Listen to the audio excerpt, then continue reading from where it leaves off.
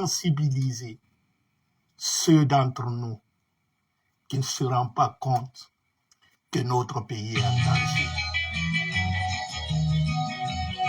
Je vous dis merci, très cher ami.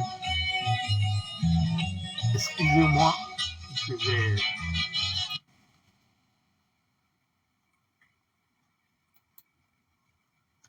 je vous dis merci, très cher ami.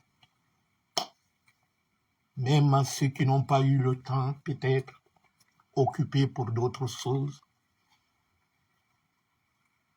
de venir partager avec nous la réflexion, la situation. Oh, combien de fois malheureuses. Combien de fois malheureuses de notre pays. Dieu nous a tout donné. Mais hélas, la Guinée est braquée. Nous sommes braqués. Le peuple de Guinée est braqué par un groupe de délinquants armés. Ils ont braqué les Guinéens. Ils ont braqué les ressources de la Guinée. Et braquent l'avenir de nos enfants. Peut-on rester silencieux?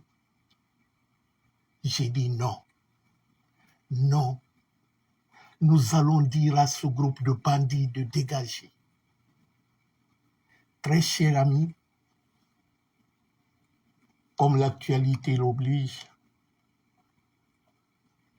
durant la semaine, on a assisté à ce qu'ils appellent nomination de nouveaux gouvernements. Mais si on prend les mêmes et on recommence, est-ce que cela c'est une nomination? J'ai des amis qui m'ont interpellé et disent, mais comment tu vois ce gouvernement et tout ça? J'ai dit, mais qu'est-ce que... C'est les mêmes qui sont là depuis 4 ans. J'ai dit, moi, mon problème, ce n'est pas le gouvernement, ce n'est pas les gens qu'on copte par-ci, par-là, et puis on sait en Guinée comment ça se passe. J'ai dit, moi, c'est la tête, c'est Mamadi. J'ai dit, moi, mon problème, c'est Mamadi d'abord. Tout le reste, là, pour moi, c'est les détails. Le vrai problème de la Guinée aujourd'hui a un nom, il a un visage. Il s'appelle Mamadi Doumbouya. C'est lui le problème. Tout le reste, c'est les à côté. Et on peut passer. Et parlant du gouvernement Baouri, on dit nouveau gouvernement. Mais c'est la répétition.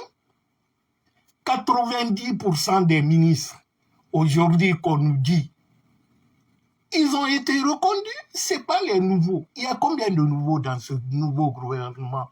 Je crois qu'il y a 30 ministres. Je ne pense pas s'il y a 5 nouveaux. Donc, c'est les anciens qu'on a reconduits. C'est-à-dire, c'est les mêmes qu'on a pris. Et on recommence à zéro.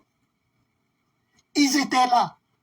Donc, nous assistons à ce qu'on appelle l'immobilisme. C'est une forme de fatalisme face à une situation du pays qui s'est dégradée, mais qui ne change pas. Malgré qu'on va remplacer les ministres, est-ce que c'est cela qui va changer la situation dans le pays? Non. 4 ans, ils n'ont pas pu. En politique, on appelle ça le cynisme politique. Il faut tout le temps changer pour ne rien changer.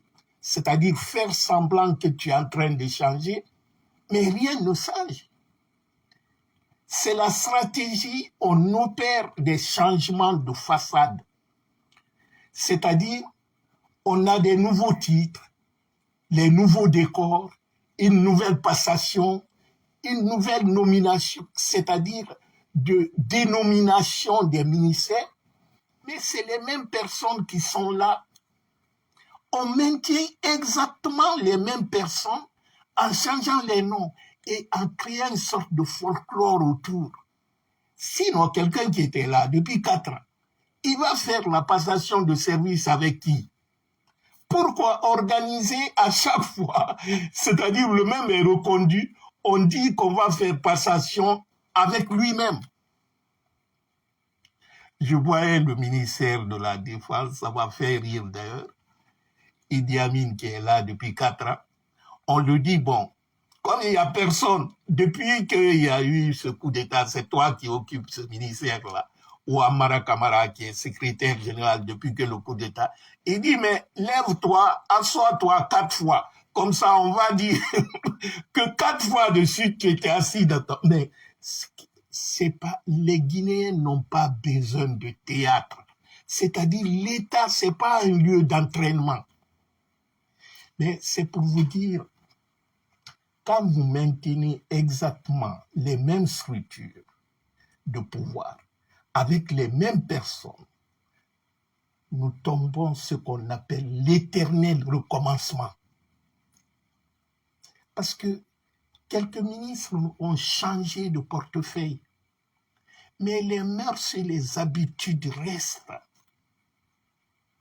Un ministre qui change 3, 4 fois de ministère, c'est qu'il y a un problème. Soit il est inefficace, ou il ne correspond pas au ministère là où il va.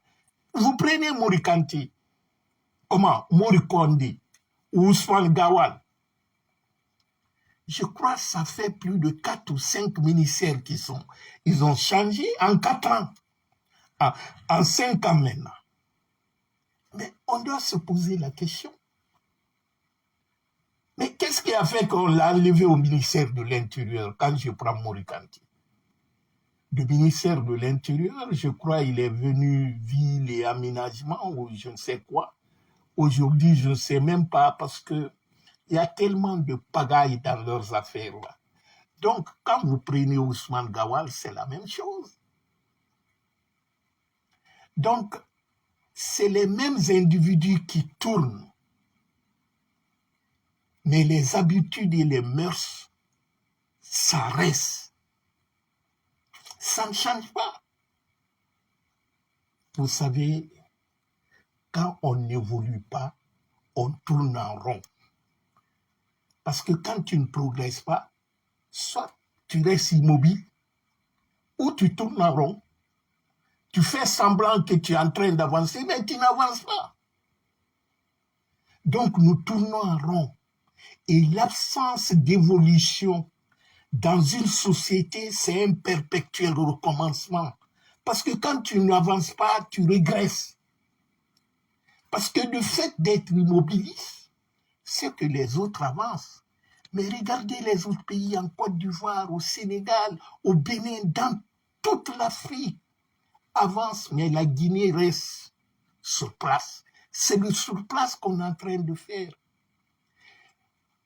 Il y a ce conseil des sages qui nous dit souvent, si tu n'arrives pas à apprendre de tes erreurs, c'est que tu es condamné à mourir dans la détresse parce que tu es condamné à répéter les mêmes erreurs. L'échec, c'est lorsque tu n'apprends pas les causes de ton échec. C'est ça le véritable échec. Donc nous sommes dans un système, comme dit Einstein, il dit la folie, c'est de faire toujours la même chose et s'attendre à un résultat contraire, différent. C'est-à-dire, tu fais la même chose et tu t'attends dans ta tête qu'en répétant la même chose, les mêmes erreurs, les mêmes fautes, sans corriger les erreurs, que tu vas aboutir à quelque chose de concret ou de différent.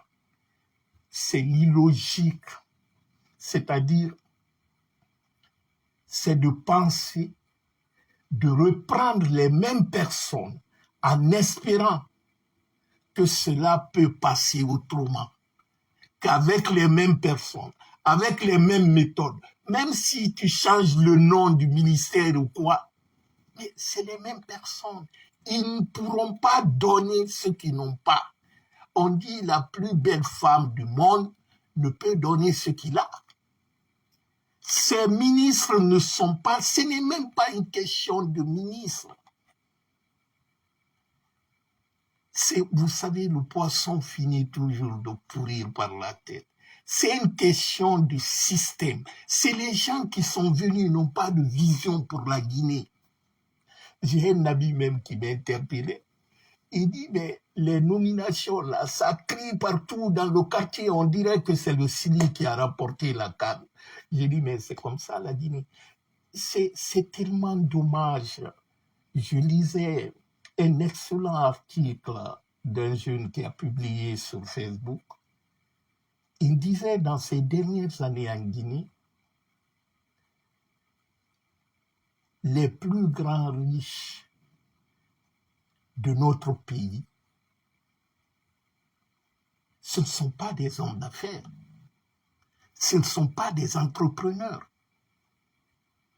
mais ce sont des administrateurs civils. C'est les fonctionnaires qui sont plus riches en Guinée que les hommes d'affaires.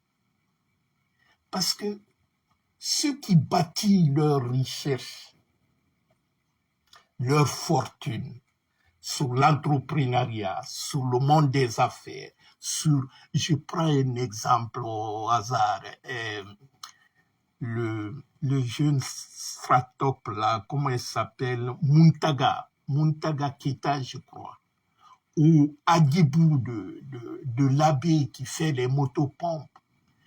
C'est les gens qui vivent de leur créativité.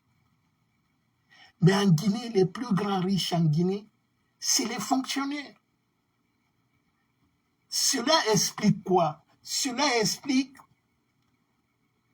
phénomène explique que le décret est devenu l'arme d'acquérir la richesse en Guinée. La nomination est devenue l'ascenseur social.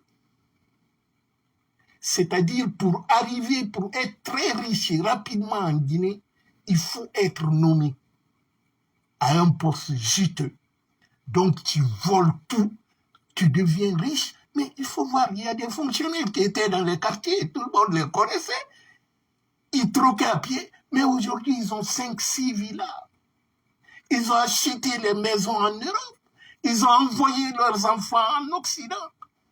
Mais même au-delà de ces fonctionnaires, il y a des gens qui travaillaient, des Bill Condé qui étaient à Sid Madina, qui pompaient les véhicules. Quand ma voiture est en panne, je viens le voir. J'ai dit, bon, jeune homme, repars-moi mon véhicule là, il le fait vite là, je le donne de pourboire un peu d'argent là.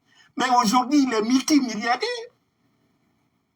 Pour la simple raison que le braqueur Mamadi, il prend la drogue avec lui, c'est son ami. Les Papa Fofana, c'est la même chose. Donc, le décret est devenu l'arme d'enrichissement facile en Guinée. Un fonctionnaire plus riche qu'un homme d'affaires dans un pays, ce qui est clair, le fonctionnaire là, c'est un voleur. Parce que nous connaissons tous le salaire d'un fonctionnaire en Guinée. Celui qui touche 2 millions ou 3 millions par mois, il ne peut pas avoir une maison ou il ne peut pas rouler dans une voiture qui coûte 1,5 milliard. Il doit s'expliquer. Ceux qui vivent en Occident, ils le savent. Ici au Canada, tu as plus de 10 000 $ sur ton compte. On te demande, comment tu as eu ces 10 000 $? Parce qu'ils savent que ce n'est pas ton salaire. Tu roules d'une sorte, tu es dans le luxe insolent là. Il y a le fixe qui tombe, qui te demande, mais tu es dans quoi réellement? Dis-nous comment tu gagnes. Parce que dans une société, quand quelqu'un a un train de vie supérieur à ceux qui gagnent honnêtement, c'est qu'il y a quelque part qui n'est pas clair. Mais en Guinée, c'est ça. Donc, quand une personne est nommée en Guinée, c'est toute la famille, voire toute la communauté qui fête. Parce que pour la famille, c'est la rupture de la pauvreté. Avec la nomination, excusez-moi, ok, avec la nomination de notre frère.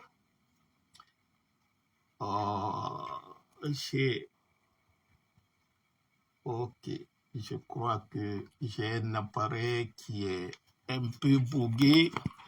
Bon, je vais changer de place. Ok.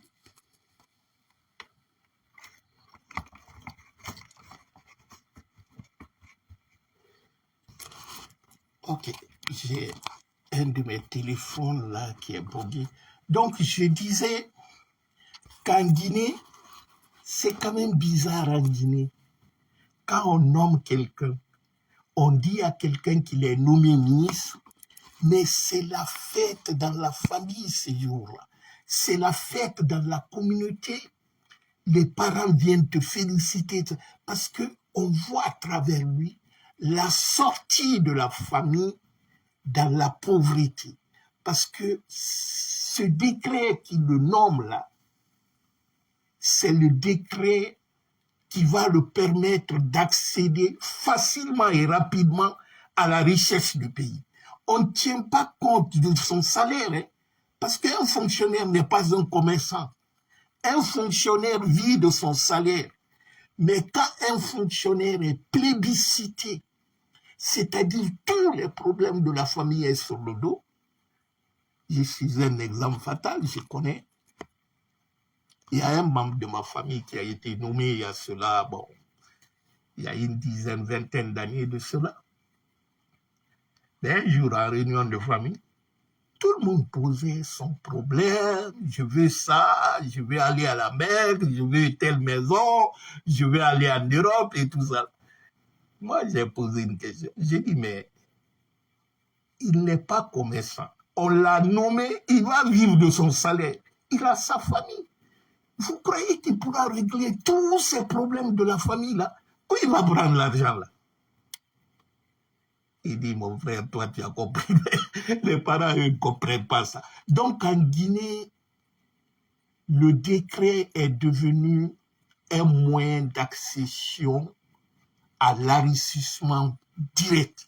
Et ceux qui braquent le pays, surtout ceux qui viennent d'une façon illégitime, pour faire leur popularité ou pour récompenser les gens, ils font le décret comme l'arme fatale.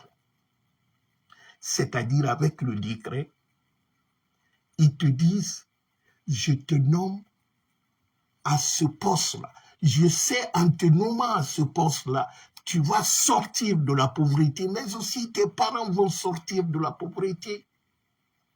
Donc, tu me dois le respect, l'obéissance, et je te demande même de réunir tout ce que tu as comme dignité. Donc, le décret devient une arme d'endoctrinement. Le fait que l'administration publique produit plus de richards, plus d'hommes nantis que le secteur privé, il y a ce qu'on appelle l'effondrement de l'économie nationale, parce que ceux qui viennent, ils pillent le pays pour s'enrichir, et tout le monde le sait. Et certains même, c'est-à-dire de façon de foi, je ne sais comment dire ça, la société accepte qu'avec la nomination d'un ministre, tu dois obligatoirement voler. On te dit même quand tu ne voles pas, c'est que tu es maudit. Donc, il faut essayer de déconstruire ça. Mais comment déconstruire ça dans la tête des gens? C'est dire aux gens que l'administration publique n'est pas un bien privé. Ce n'est pas une entreprise personnelle à quelqu'un. C'est un fonctionnaire qu'on a nommé à un poste pour rendre service à la population, mais pas pour s'enrichir. Mais pour cela, il faut des hommes dignes. Il faut les hommes qui sont là de façon légitime. Mais on a perdu ces repères-là en Guinée. Moi, je me rappelle à ma jeunesse, c'était pendant la Première République, J'ai un oncle, paix à son âme. Il s'est marié, il était directeur d'une entreprise d'État à l'époque, au temps de Sékou Touré. Mais son mariage, c'était à Mamou, ils ont fait beaucoup de fêtes là. Et puis, il y avait tellement de dépenses. Je crois que Sékou Touré a eu vent de ça. Le lendemain de son mariage, il y a une inspection qui est descendue à son service. Lui, d'ailleurs, il n'était pas au bureau ce jour. Ils ont fait sortir tous les documents comptables. Ils ont fait une sorte d'audit sur place. Ils ont trouvé qu'il y a eu des manquements, qu'il y a eu beaucoup d'argent qui a disparu et tout ça. Il n'était pas seul. Mais tous ceux qui étaient impliqués dans ça, et dans d'autres services, parce qu'il y avait eu, autant de Sékou, il y avait autant de Sékou, quand tu entends que quelqu'un a volé 10 millions, oh! Mais on a pris cet oncle-là, c'est au palais du peuple. Un beau matin, ils étaient là-bas, arrêtés sous le soleil, menottés, de 8 heures du matin jusqu'au soir. Donc, quiconque passait pour rentrer en ville, on le voyait. Ils étaient en tenue, disons, de prisonniers, là, arrêtés là. Mais une semaine après, il est mort. La honte, c'est-à-dire, il s'est senti complètement détruit. Il est décédé par après. C'est pour vous dire, quand le vol devient décomplexé dans un pays, c'est-à-dire Yagitaria, parce qu'en Guinée, c'est ça, on vole maintenant ciel ouvert, mais celui qui a la tête, il le fait devant tout le monde. Mais quand le vol devient Yagitaria, la nomination est un prêt à tout, c'est-à-dire ta nomination comme ministre ou directeur général, ça te donne la clé de la banque publique, c'est-à-dire ça te donne la clé du vol en Guinée, autorisé. On a vu des personnes en Guinée, et tout le monde connaît des exemples autour de nous, qui ont régné leur valeur sociale, c'est-à-dire ils ont vendu leur dignité pour cause parce qu'ils ont été nommés. Vous prenez un Baouri aujourd'hui, qui s'est dit, qui s'est battu pour le droit de l'homme, qui s'est battu, mais on l'a nommé Premier ministre, le même Baouri qui a combattu au temps de Dadis, qui était président de la commission d'organisation contre la candidature de Dadis. Baouri a régné et dit non, que ce n'est pas le même contexte. Alors que Dadis est militaire, Mamadi est militaire, c'est la même chose. D'ailleurs, pour Mamadi, c'est encore pire. Ousmane Gawal, c'est la même chose. Mori Kondé, c'est la même chose. Vous prenez Moussa Moïse. Qu'est-ce que Moussa Moïse n'a pas dit à la grande gueule? Mais aujourd'hui, c'est les mêmes personnes qui révalent, ils ravalent leur crachat. Tout ce qu'ils ont vomi hier, ils sont prêts à régner. À cause de quoi? À cause du décret de nomination. Cette situation a fini de fabriquer des fonctionnaires en Guinée qui n'ont pas d'éthique. C'est pourquoi en Guinée, aujourd'hui, tu prends quelqu'un, tu lui dis, j'ai une société privée qui va t'embaucher, ton salaire sera 3 fois, 4 fois plus que ce que tu gagnes dans la fonction publique. Il te dira, je préfère rester dans la fonction publique. Parce que c'est que dans la société privée, là, à part son salaire, il n'aura pas, il n'a même pas la possibilité de voler aussi. Quand il vole, on le prend, c'est la prison. Mais il dit, la fonction publique, je peux voler, rien ne se passe, parce que tout le monde vole. C'est pourquoi plein de cadres aujourd'hui ne peuvent pas vivre en dehors du confort du pouvoir. C'est pourquoi aujourd'hui, vous voyez des gens, beaucoup de cadres intellectuels qui ont étudié soit en Occident ou ailleurs, mais qui ont été une fois directeur général, ministre et tout ça, Tu leur dis de faire autre chose, ils diront non. Eux, ils vont faire la politique. Parce qu'ils ont goûté à ce miel-là. Ils disent, c'est là où je peux m'enrichir rapidement et sans conséquence par après. Parce que dès qu'on met quelqu'un de côté, remarquez, les anciens ministres, quels que soient les régimes et tout ça, dès qu'on leur met de côté, il y a certains qui ont le doctorat en maths ou en tout, qui peuvent aller enseigner, mais non, il ne veut plus faire tous ces boulots. Lui, il veut se retourner. Nous remarquons même les ministres qui acceptent d'être rétrogradés, c'est-à-dire un ministre qui était là, on le nomme par après directeur quelque part. On a vu Moussa Cissé, qui a été ministre de l'économie, on l'a remis, on l'avait nommé comme, je crois, directeur général de la SONAP. Là-bas aussi, on l'a levé. Mais qui on a envoyé à sa place? C'est l'ancien ministre du budget qu'on a envoyé à sa place. Quand vous prenez Guillaume Mahui, par exemple, lui, on l'a même nommé chef d'un département ministériel qui a été ministre de la République. Charles White, c'est l'exemple palpable actuellement. C'est-à-dire celui qui est son ministre aujourd'hui a été son subalterne hier. Donc ça fait qu'en Guinée, la nomination, le décret, c'est une arme de corruption. On n'utilise pas le décret pour valoriser les cadres compétents. On ne prend pas le décret en Guinée comme étant un outil de la promotion des cadres, mais le décret est utilisé comme l'arme politique, le chantage et le capital politique. Donc la nomination des gens, pour moi, ça ne sert à rien. Parce que le fonctionnaire guinéen ne travaille pas pour le bien commun. Il ne travaille pas pour rendre service au pays. Il travaille pour se rendre service et sa petite famille.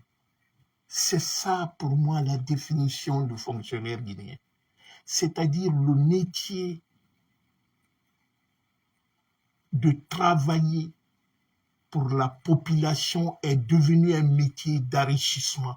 Quand le fonctionnaire dans un pays, les fonctionnaires sont plus riches que les hommes d'affaires, dites-vous que ce pays-là tombe durablement. Parce que le décret, les nominations ne font pas danser que ceux qui réalisent. C'est-à-dire, ce n'est pas l'objectif ou leur bilan qui est sanctionné par le décret. Mais le décret devient un vestige, c'est-à-dire le décret devient une sanction de ton destin. Celui qui tient le décret tient ton destin. Le Guinéen même est capable de te dire, c'est Dieu qui a voulu qu'on me nomme. C'est-à-dire, on a inculqué dans la tête même de nos enfants en disant tout ce qui appartient à l'État n'appartient à personne. Si tu ne votes pas, c'est que tu es maudit. Et cela est ancré. C'est ancré dans la tête de beaucoup de gens. De sorte que le décret devient une arme de corruption. Parce qu'à chaque signature de décret, il y a ce qu'on appelle le pouvoir construire la vie de quelqu'un en brisant la vie du peuple. C'est-à-dire ta promotion en te donnant un décret, on t'enrichit au détriment du peuple. Parce qu'on te donne la carte blanche de voler. Tu vas changer de vie. Ta famille est contente. On dit même que tu es l'enfant béni de ta communauté. On dirait que c'est une communauté qu'on nomme. Un pays ne se construit pas sur les décrets ou sur les nominations. C'est les hommes et les femmes qui savent faire quelque chose, qui entreprennent quelque chose, qui transmettent quelque chose, qui créent quelque chose. C'est le savoir-faire qui bâtit un pays. Ce n'est pas ces bouts de papier. Décret par définition, c'est une nomination qui a un temps de péremption. C'est limité. On te nomme aujourd'hui, on peut te démettre demain. Surtout que cela n'est lié pas à ta capacité intellectuelle ou à ton savoir-faire. On récompense ta soumission. Et au retour, toi aussi, tu deviens loyable, tu vends ta dignité pour dire comme si cette personne-là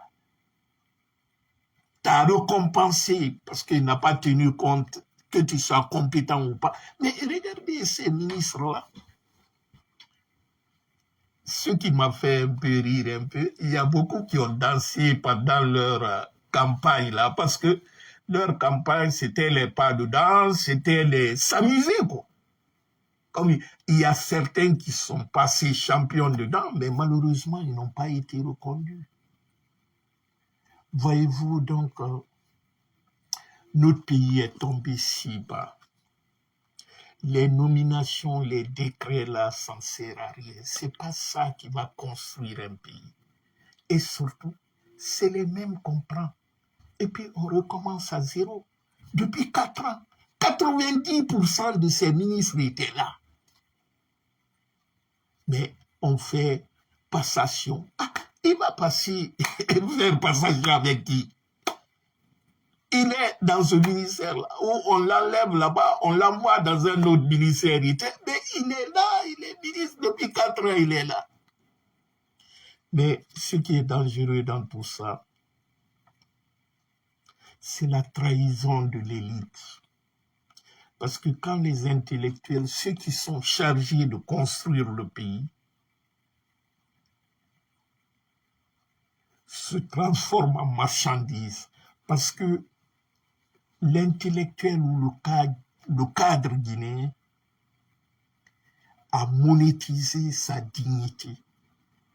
C'est-à-dire il est capable de s'arrêter au bon milieu du marché pour dire « je suis un maudit ». Je suis quelqu'un qui est capable de te dire quelque chose aujourd'hui et je dis le contraire demain. C'est-à-dire, quand ta parole, ta dignité, tu le vends devant tout le monde, tu chantes devant tout le monde que ce que tu disais hier, c'était du faux et devant la population. Quand vous prenez les Baouri, les Moussa Moïse, les Morikonde, les Ousmane Gawat, mais vous prenez tout ce groupe-là, vous vous dites, mais c'est pourquoi la politique pour les jeunes aujourd'hui, ils disent la politique, c'est la malhonnêteté. Non, c'est pas la politique qui est la malhonnêteté, c'est les hommes qui sont malhonnêtes qui font la politique. Certes, ils sont plus nombreux, parce que le pire pour un cadre, pour un fonctionnaire honnête et compétent, c'est d'être placardé, c'est-à-dire on l'exclut de tout et la société même le qualifie de maudit parce qu'il est honnête. On a fait de sorte que la Guinée, les honnêtes gens, les gens qui sont, disons, sérieux dans leur travail, on leur a rendu les personnes néantes. Parce qu'en Guinée, quand tu ne voles pas le bien public, c'est que tu es maudit. Parce que la trahison aussi, c'est aussi le refus de se battre pour sauver un peuple. Plutôt que de rester indifférent pour sauver les petits groupes d'intérêt, pour protéger ton frère qui a été nommé et tout ça. Le silence et l'indifférence de beaucoup d'intellectuels aujourd'hui en Guinée, à l'intérieur et à l'extérieur, surtout à l'extérieur, ceux de l'intérieur, À la limite, on peut comprendre. Ils ont peur. Mamadi kidnappe les gens. Tu n'es pas là, il vient, il attrape ta femme, tes enfants et tout ça. Mais nous qui sommes à l'étranger, qui vivons généralement dans les pays démocratiques, nous nous prêtons à ce petit jeu. Nous n'avons pas trop de problèmes comme nos parents qui sont au pays. Beaucoup d'entre nous profitent ou bien sont couverts par l'assurance. Beaucoup d'entre nous ont le minimum vital. Beaucoup d'entre nous ont ces 3 repas par jour. Beaucoup d'entre nous ne connaissent même pas la coupure d'électricité ou l'accès à l'Internet. Mais si nous qui sommes à l'étranger, nous faisons le jeu de Mamadi en Guinée, nous encourageons cette situation, je crois qu'on est plus condamnable que nos frères qui sont dans la terreur au pays. Certains au pays n'osent pas parler parce qu'ils veulent protéger leurs parents. On a vu Maître Mohamed Traoré a été attrapé, frappé. Siaka Bari a été attrapé, frappé devant sa femme. Le jeune de la société civile, Abou Sako, je crois, et tant d'autres qui ont disparu et tout ça. Mais nous qui sommes à l'étranger, si nous faisons le jeu de Mamadi au pays, c'est qu'on le fait exprès, on le fait en connaissance de cause. Parce que dans la vie, on peut perdre de l'argent et gagner par après. Il peut arriver qu'on tombe malade et qu'on tombe sur les bons médicaments qui nous traitent. Mais il y a une chose dans la vie d'un homme. Quand tu la perds, c'est fini, c'est pour toujours. C'est la réputation. La réputation et la dignité, ça ne revient jamais. Quand tu perds ta dignité, ta réputation, dis-toi que tu as tout perdu. C'est dommage.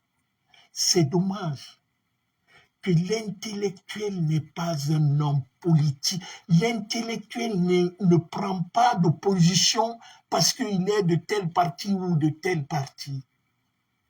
Un intellectuel dans une société, c'est un éclaireur. C'est celui qui aide nos parents, qui ont tout sacrifié pour nous envoyer à l'école. C'est nous qui devrons les éclaircir, leur dire comment les choses marchent. Dans nos familles, nos papas ou nos mamans qui n'ont pas été à l'école, quand ils reçoivent une lettre, ils disent toujours « J'attends mon fils Biro, Binlo, Amadou, Alseni ou Fatmata, je l'attends. Quand il rentre, il va me lire la lettre, là, il va m'expliquer qu'est-ce qui ne va pas. » Le père et la mère, ils viennent t'écouter parce qu'ils ont confiance en toi.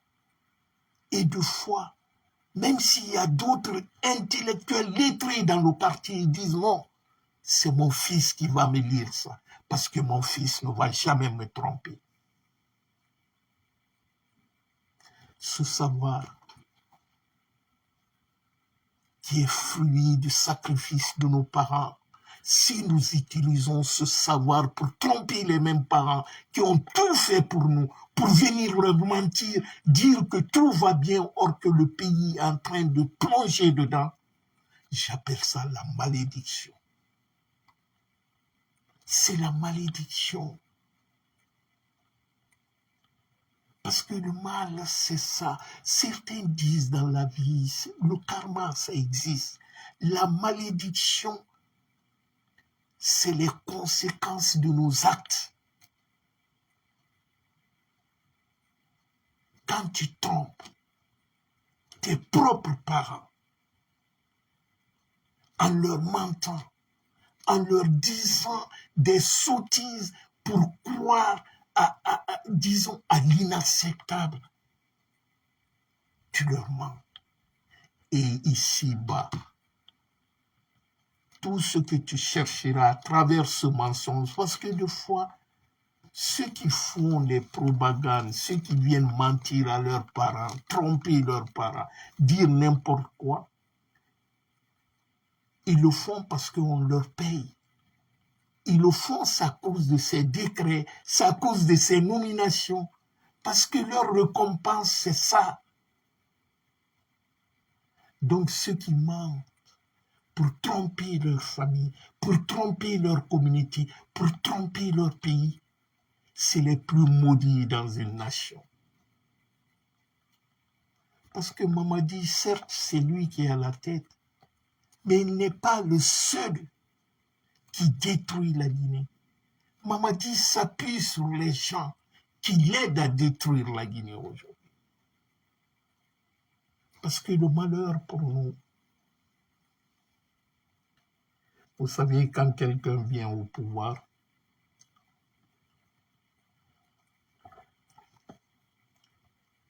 et que il n'a...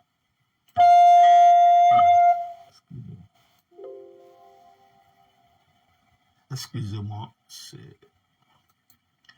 Quelqu'un vient au pouvoir,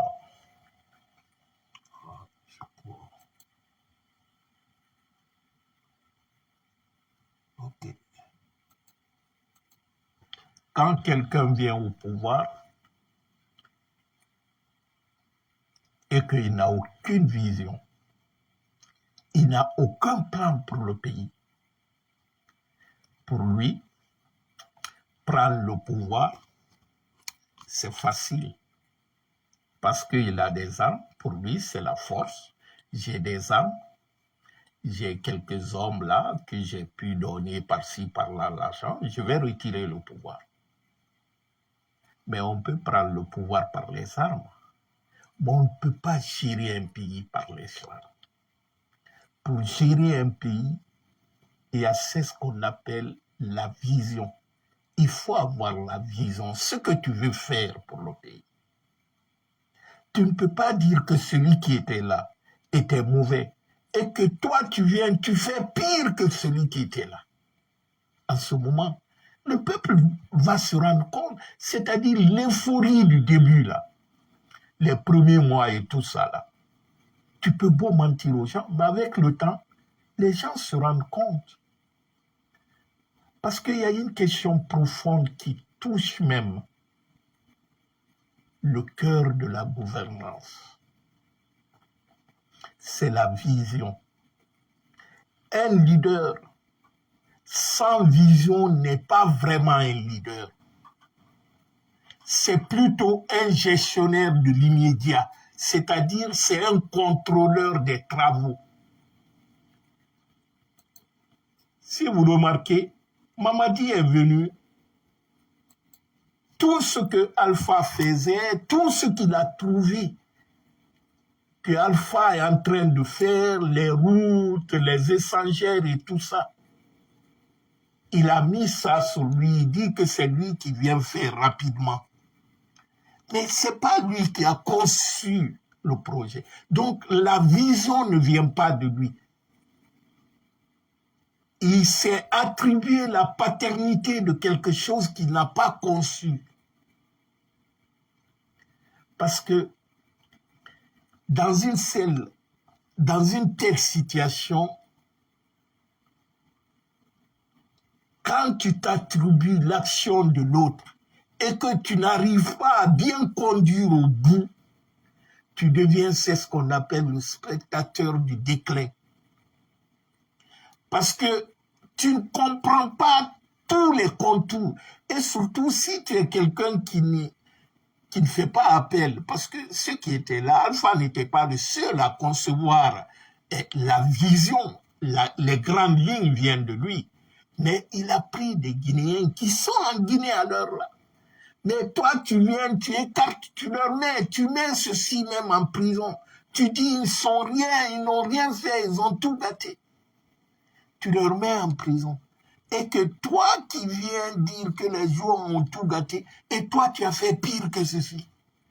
La population se rend compte, mais c'est avec le temps.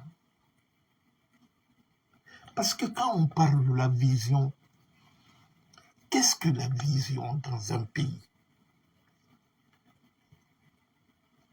Souvent, les leaders qui n'ont pas de vision, c'est comme un capitaine de navire sans boussole et sans carte. Tu es capitaine d'un gros bateau, tu te mets dans la mer, tu n'as pas de boussole, tu n'as pas de carte. Donc c'est le vent qui t'emporte. C'est l'errance. Pour toi, le pays avance. Mais le temps ne s'arrête pas. C'est-à-dire, tous les jours, c'est les problèmes qui surgissent. Quand vous voyez, depuis plus de 6 mois, on n'arrive pas à régler le problème de liquidité à la Banque centrale, c'est qu'on n'a pas une idée comment ce problème-là a été créé. On ne peut pas résoudre un problème dont on ne connaît pas les causes. Donc on tourne en rond. Comme ils n'ont pas de vision, Mamadi n'a pas de vision pour la Guinée.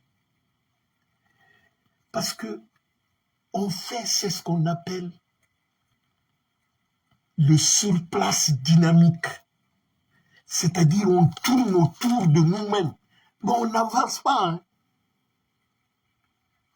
Parce qu'il ne s'agit pas de régler les problèmes du quotidien. Tu règles un problème aujourd'hui, demain c'est un autre qui se crée, après demain un autre et tout ça. Pourquoi ne pas régler définitivement? Mais pour cela, il faut une programmation. Pour cela, il faut une vision d'ensemble. Mais on dit souvent,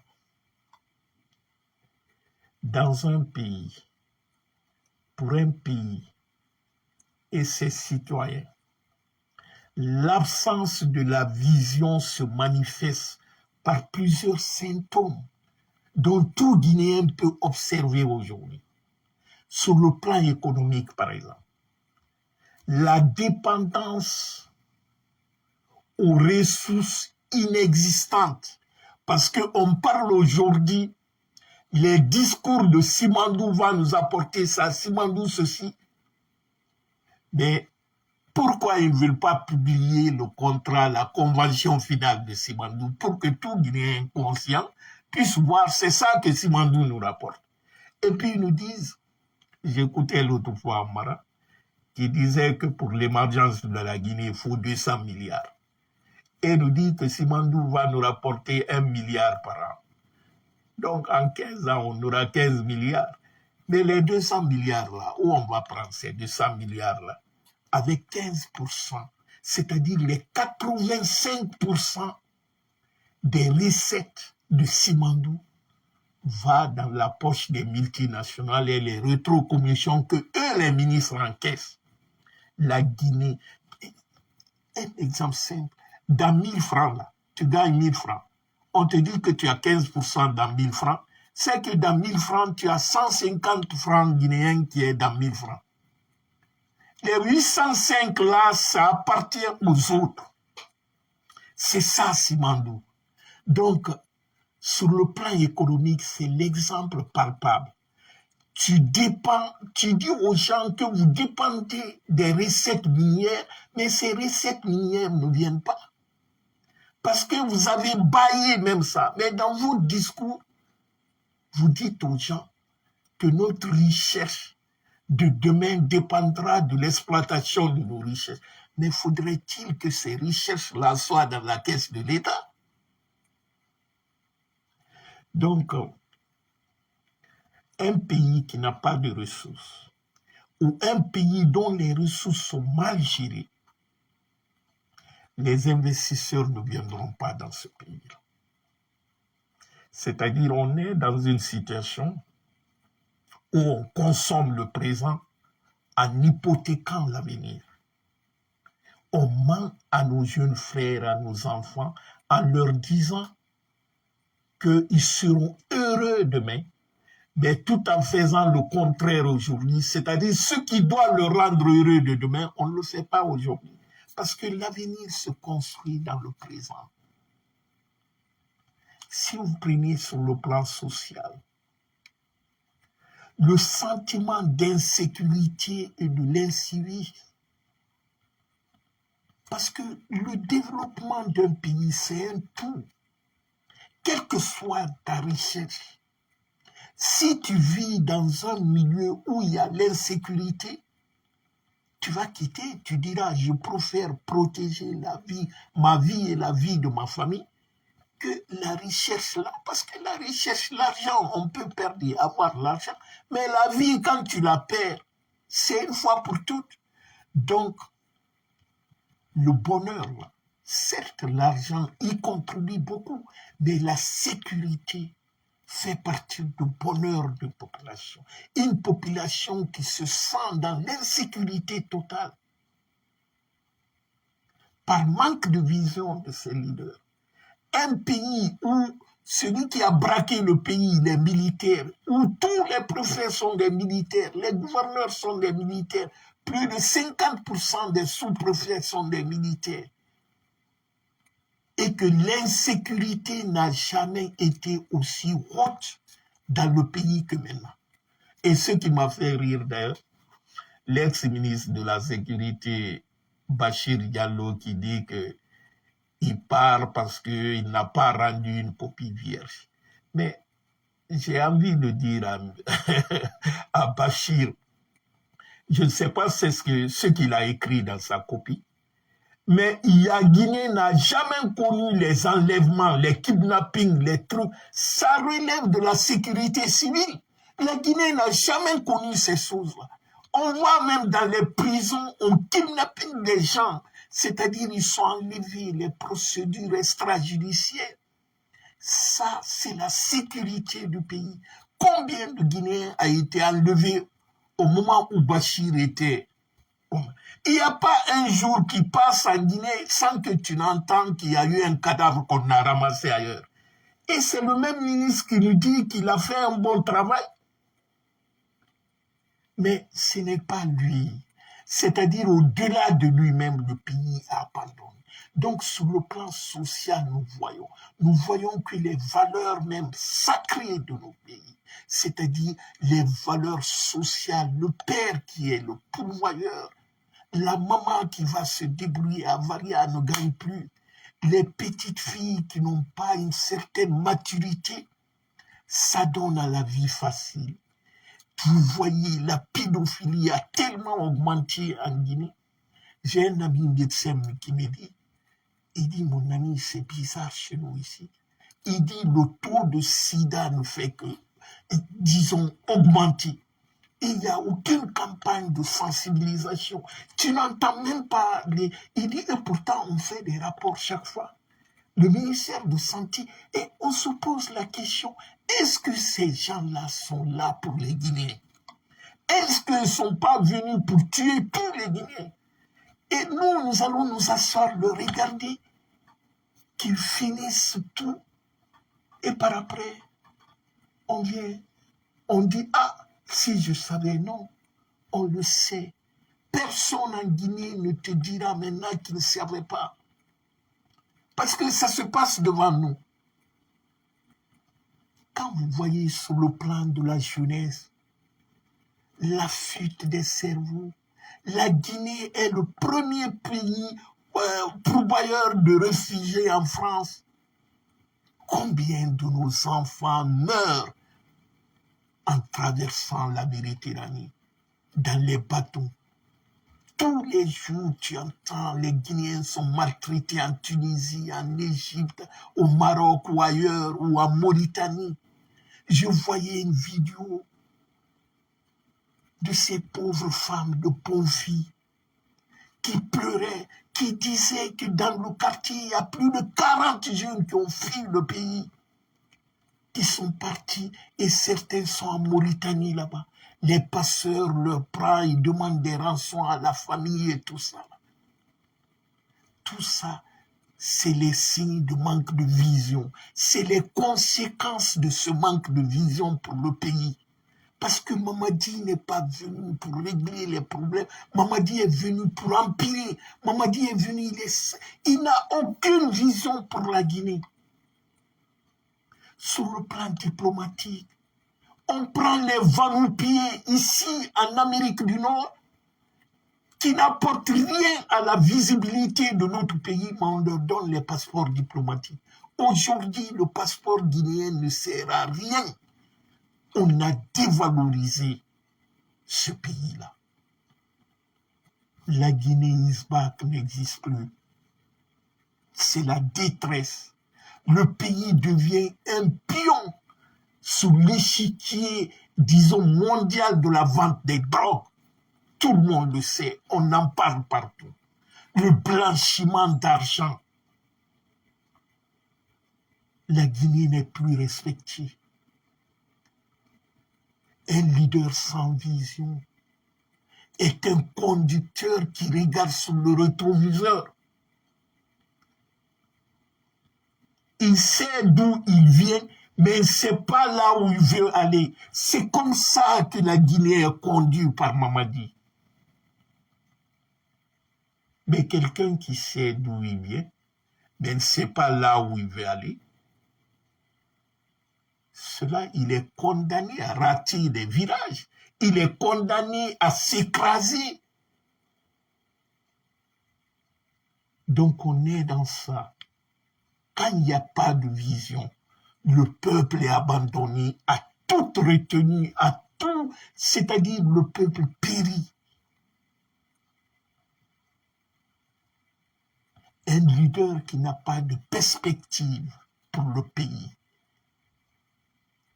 qui ne peut pas transformer le pays, il devient réactif.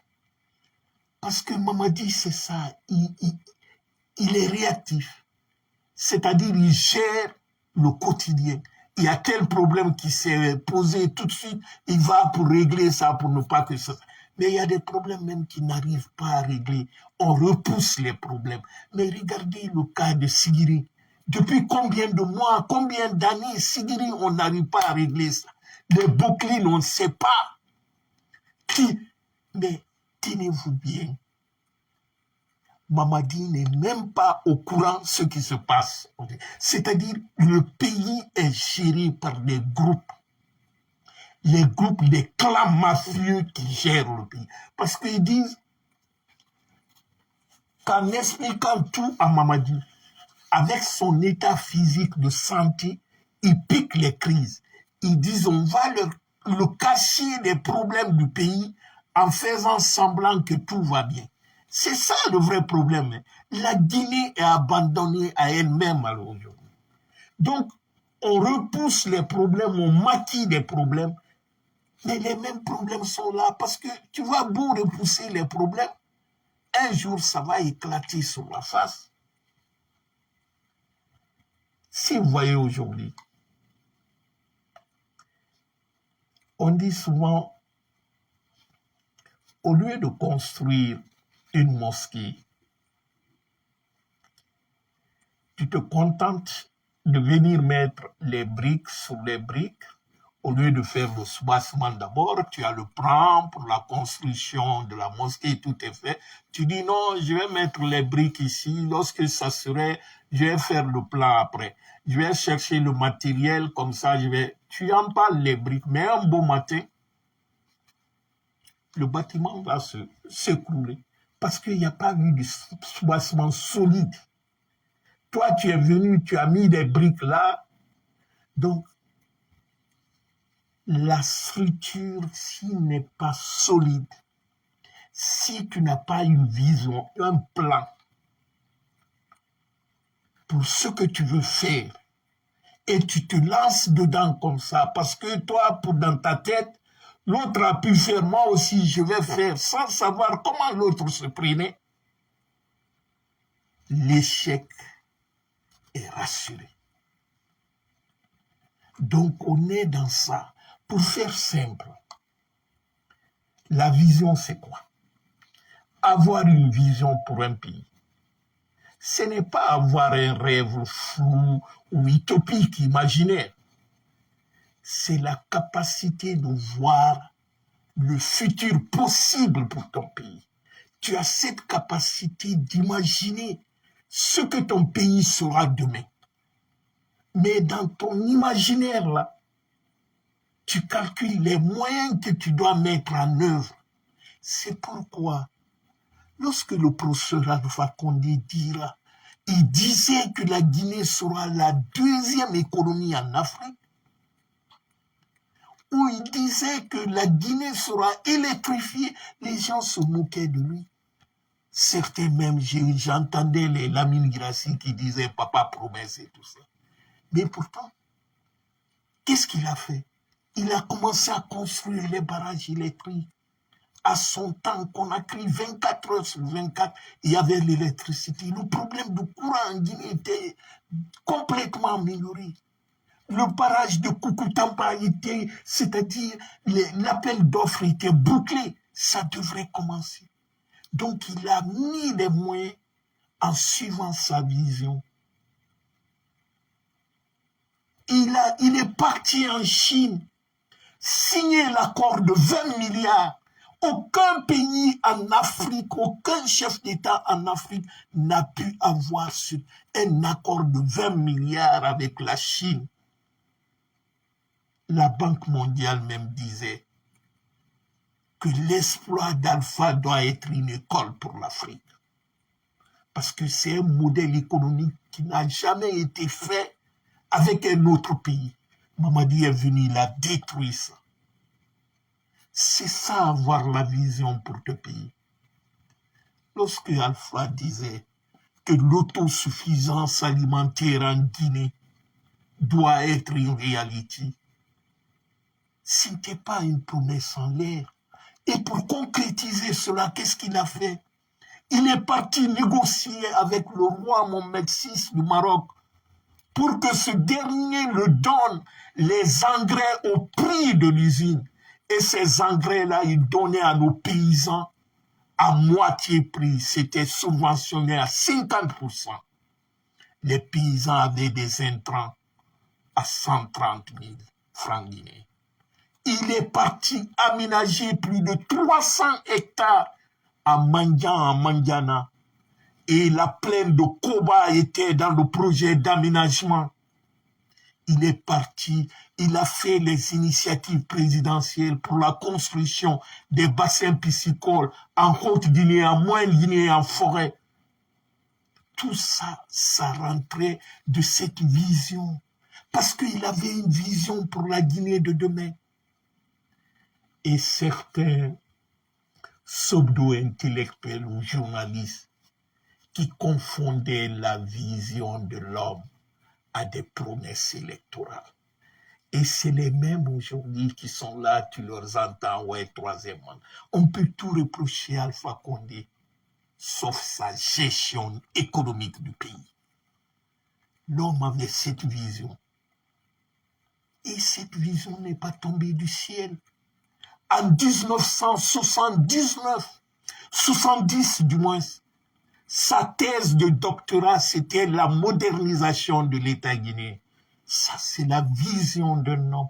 Donc, c'est pas tombé du ciel. C'est quelqu'un qui savait ce qu'il voulait pour la Guinée. 40 ans de lutte. 40 ans d'imagination. 40 ans de rêve. Parce que pour que le rêve soit une réalité, il faut accompagner le rêve par les moyens.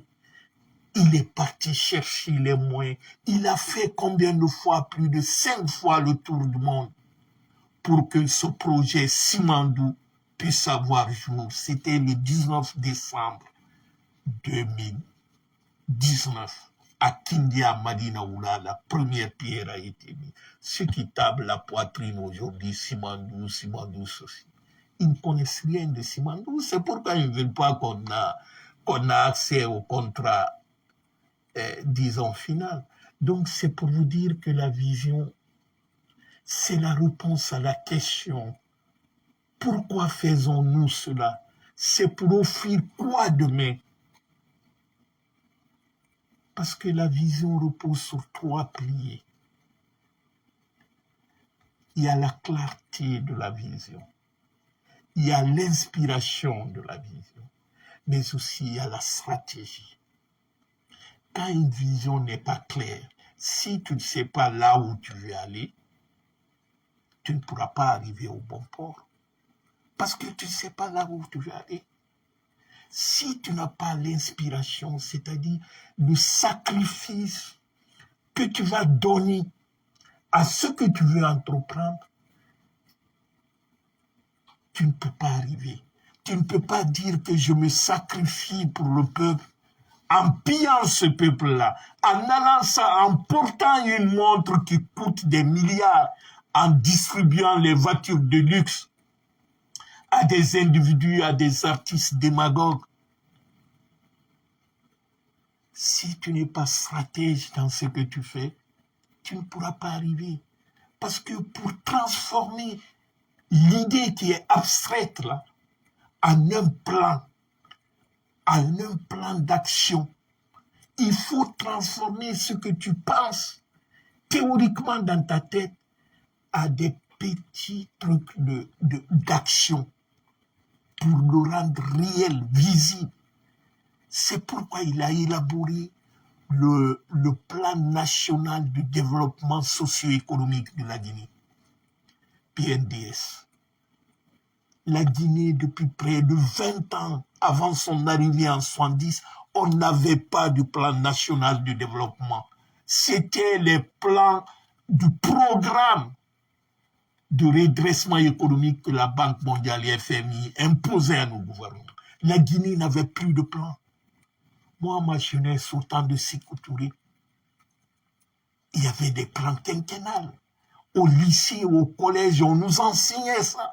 Nos professeurs venaient nous parler. La politique, le plan quinquennal du pays. On discutait dans les classes. On nous disait ce que l'État prévoyait sur le plan de l'agriculture, comment les FAPA étaient constitués. Mais après, tout ça est tombé en l'eau. La Guinée n'était plus le maître de son destin. Parce que le développement, on nous parachutait les programmes venant d'ailleurs, conçus dans les 4 murs climatisés à Genève, à Washington ou à Paris. C'est la Banque mondiale qui venait nous dire, il dit vos populations ont faim, on va leur donner un peu de riz, on va construire une école ici, un hôpital ici. Ce n'est pas les Guinéens qui le disaient. Donc, Alpha est venu pour remédier à ça. Mais comment il a pu le faire? Parce qu'il avait une vision pour la Guinée. Mais celui qui n'a pas de vision pour son pays, il est à la portée de tout le monde. C'est pourquoi aujourd'hui la Guinée est devenue cette petite fille vierge au village, dont chacun veut faire la cour, chacun le propose, ouais, moi je vais donner une maison à ta mère, je vais envoyer ton frère en Europe et tout ça. La Guinée est courtisée à cause de Simandou et tout ce qu'on a. Quand je vois notre ministre, mon jeune frère Bouna, qui est venu signer un accord aux États-Unis, c'est-à-dire notre pays, quand je vous dis comment la Guinée est en destruction avancée, si on ne fait pas quelque chose, pour nous, c'est déjà perdu. Mais maintenant, battons-nous pour nos enfants. Je vous donne un petit exemple. Vous savez, Singapour, c'était un marécage. C'est un pays marécageux.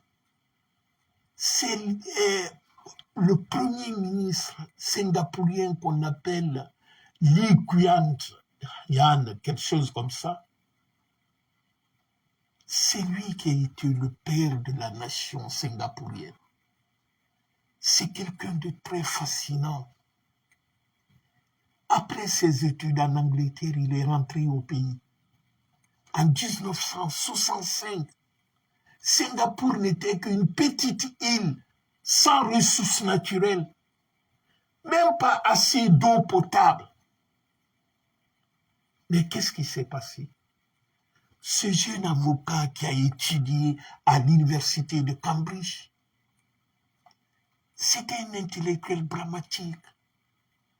À l'âge de 30 ans, 35 ans, il a fondé un parti qu'on appelait le Parti d'Action Populaire, le PAP. Et avec son parti, il avait une vision pour son pays. Il a transformé ce petit port colonial britannique à une ville, à un État, disons, plus branché dans le monde. Il a misé sur quoi? Il a misé sur les ressources qui sont disponibles, c'est-à-dire la ressource humaine. Et le résultat, c'était quoi? En une génération, Singapour est devenu l'un des pays les plus riches et technologiquement au monde. Tout le monde parle aujourd'hui du Singapour, le miracle singapourien. Mais ce miracle est venu d'une vision d'un homme. Lorsque Alpha Condé l'a rencontré, il a dit au professeur Alpha Condé, pour réussir dans toutes choses, il dit au-delà de la politique, il faut avoir une vision pour ce pays. Et ce n'est pas en 10 ans que ça peut arriver. Il dit la vision doit s'étaler au moins sur 2 décennies. Le professeur Alpha Condé nous a dit ça publiquement. Mais savez-vous, très cher ami, quand tu n'as pas de vision pour ton pays, tu ne pourras pas réussir. JFK aux États-Unis. John Kennedy, au début des années 60, les Soviétiques, les Russes dominaient l'espace à l'époque, avec Apollo et tout ça là. Je me rappelle même à l'enfance, quand on a des problèmes de yeux là, j'ai l'Apollo là, Apollo est sauvé. C'est les Russes qui dominaient l'espace à l'époque. Mais la vision de JFK, c'était d'envoyer l'homme sur la Lune. Les premières personnes qui sont parties sur la Lune et de ramener 5 soirs sur la Terre. L'action, c'était juste en une phrase. Cela force les milliers d'entrepreneurs et de scientifiques d'inventer la technologie future pour la conquête de la Lune. À l'époque, l'informatique n'était pas popularisée, mais le Pentagone, l'armée américaine, avait l'informatique à l'époque. Ils avaient des données, ce n'était pas développé comme maintenant, mais il y avait des équipements qui ont été construits à partir du moment que les Américains sont partis à la Lune. Donc il avait une vision pour son pays. Le résultat, c'était de galvaniser l'industrie américaine et asseoir une domination technologique durant les 50 dernières années. C'est ça, avoir une vision pour son pays. Mais tu ne peux pas venir avec les armes. Ce que tu as trouvé de bon, tu essaies d'effacer tout ça. Tu t'imposes sur les gens. Tu bats certains. Aujourd'hui, le Guinéen, imaginez-vous, j'ai un ami qui me disait hier, il dit, tu sais, il est plus facile de se traiter au Maroc, d'envoyer ta mère ou tes frères au Maroc, que de se traiter à Conakry, à l'hôpital Donka. Que l'hôpital Donka coûte plus cher que les hôpitaux au Maroc à l'heure. Et pourtant, c'est avec 70 millions de dollars qu'Alpha Condé a réhabilité Donka. Avant, Donka n'avait que 2 blocs laboratoires, 2 blocs opératoires. Avec la rénovation, il y a eu 8 blocs opératoires. Donka était construit pour que les Cubains viennent donner, c'est-à-dire les Cubains viennent gérer avec les Guinéens Donka. Mais Mamadi est venu, il a privatisé Donka. Aujourd'hui, les Guinéens ils ne peuvent même pas payer les frais d'hospitalisation. C'est un contraste. C'est malheureux. C'est même au-delà de la dignité humaine. Mais prenons les équipements de base pour nos médecins. Un médecin, pour bien travailler, il faut des équipements de base. C'est sa clé à outils. Un médecin ne peut pas consulter quelqu'un s'il n'a pas de tensiomètre à côté pour prendre la tension artérielle, s'il n'a pas de stéthoscope pour prendre le battement du cœur, ou de thermomètre, tout ça là, ou le glycomètre. Mais nos médecins n'ont pas ces outils-là dans les hôpitaux. Et c'est les trucs qui ne coûtent pas cher. Ça à peine $100 l'unité, deux fois même 40, $60. Mais au lieu de cela, on distribue des voitures d'1 milliard de francs guinéens. Plus de $10 000 à des vanopies. On donne des maisons, des milliers de Guinéens. On laisse un ministre où des millions de dollars ont été brûlés dans sa voiture. Mais nos médecins qui sauvent la vie, pour poser un diagnostic, quand vous prenez une pédiatrie, les enfants qui sont nés prématurément, il n'y a pas de couveuse.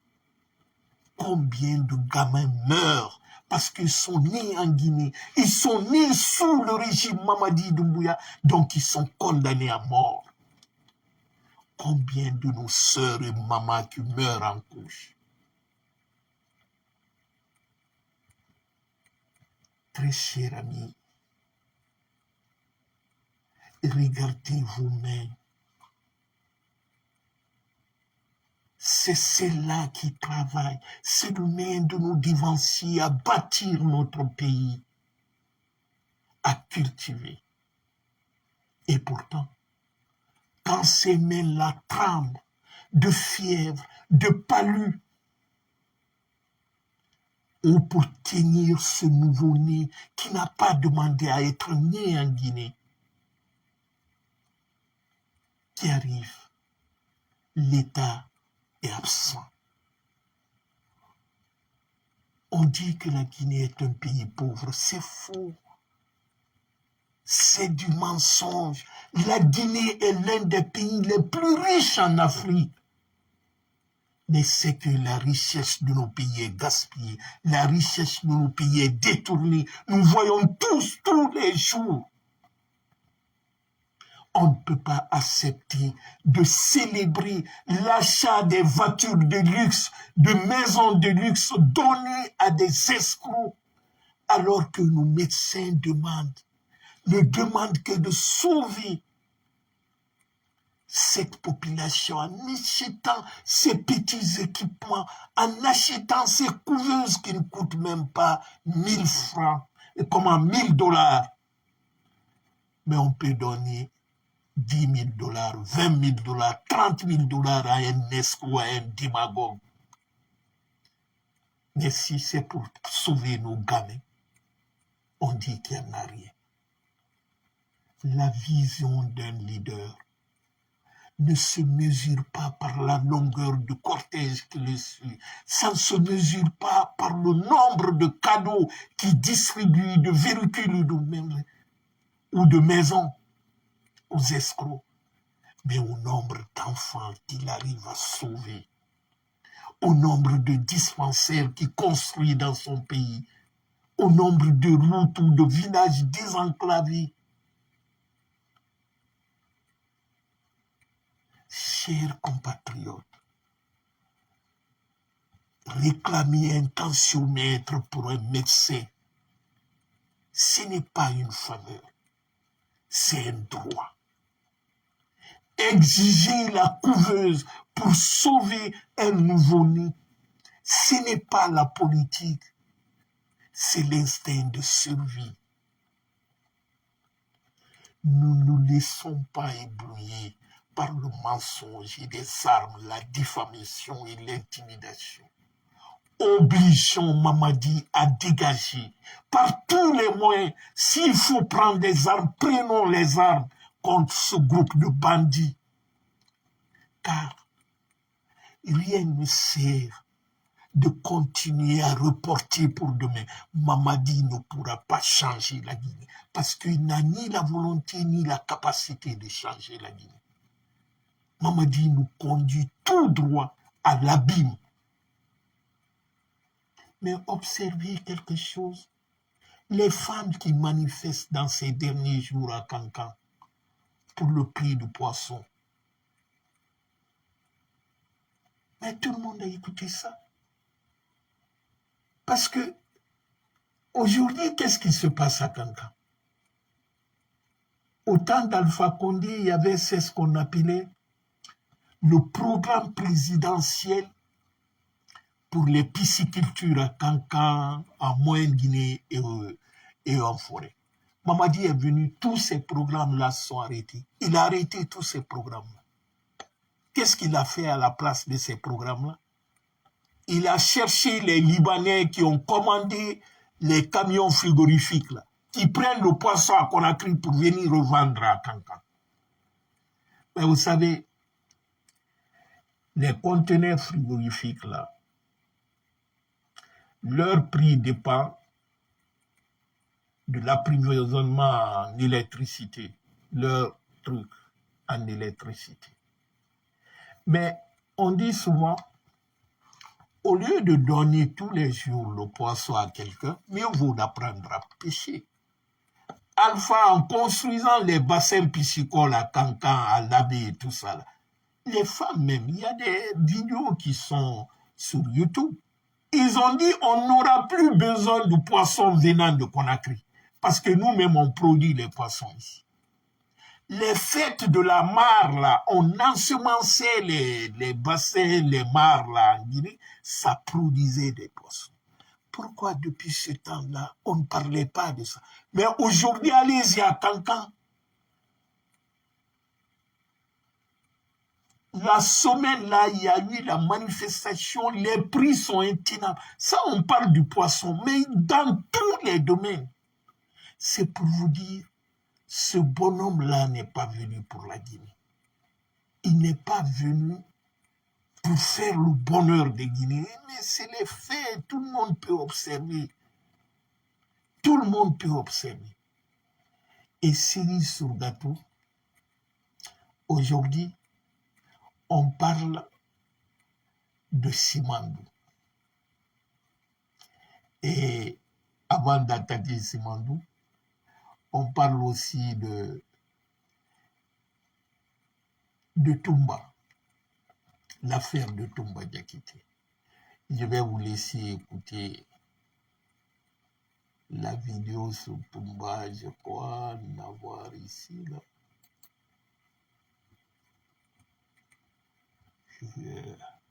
Parce qu'on parle qu'on est parti le prendre en prison pour l'envoyer, qu'on voulait l'envoyer à quelque part là. Bon. Nous allons écouter ensemble. Je vous dis, c'est...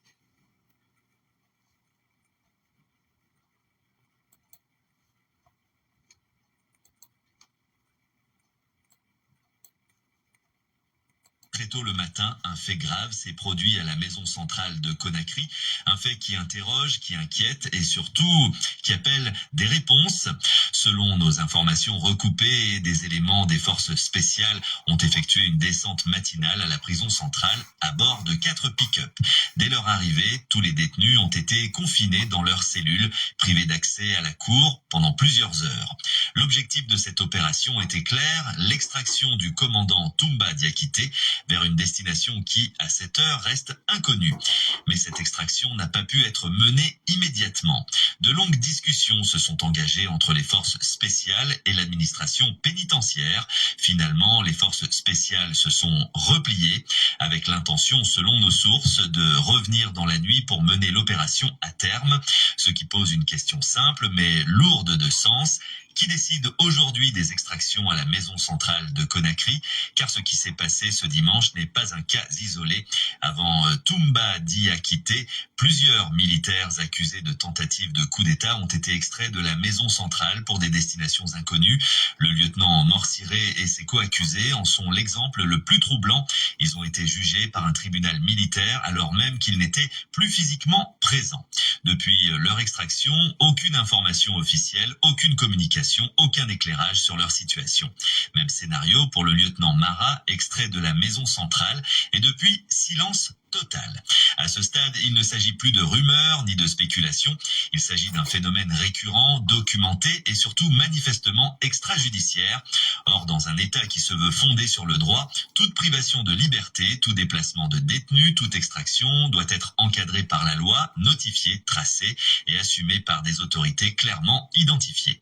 Le silence actuel pose donc problème, un silence d'autant plus lourd que le ministère de la Justice a désormais l'obligation morale, juridique et politique de s'exprimer, non pas pour accuser, non pas pour justifier, mais pour informer les citoyens, car quand la justice se tait, les inquiétudes parlent à sa place. Aujourd'hui, une question traverse les esprits. Les prisons relèvent-elles encore exclusivement de l'autorité judiciaire ou sont-elles devenues un terrain d'opération parallèle? Ce n'est pas une attaque, c'est une interrogation légitime et dans un contexte où la confiance dans les institutions est fragile, le manque de transparence est toujours plus dangereux que la vérité. À ce stade, une chose est claire, ce qui se passe à la maison centrale de Conakry mérite des réponses officielles, pas des murmures nocturnes. L'enquête d'Abdoul Latif Diallo pose une alerte sérieuse, pas contre une institution en particulier, mais pour la crédibilité de l'état de droit. La justice peut se taire un temps, mais le silence, lui, finit toujours par parler. Nous continuerons à suivre cette affaire, nous reviendrons sur les développements à venir et surtout nous continuerons à poser les questions que beaucoup se posent, même quand les réponses tardent à venir. Bon, vous avez... Ce dimanche 8 février, très tôt le matin, un fait grave s'est... Vous avez tous écouté l'affaire Toumbala, il paraît. Aujourd'hui, ils sont partis pour le kidnapper, mais ce n'est pas la première fois. Hein. C'est-à-dire, ce que Mamadi fait, Mamadi, et je ne sais même pas, je me pose la question même, qu'est-ce que Mamadi n'a pas fait déjà? C'est-à-dire, tout ce qui...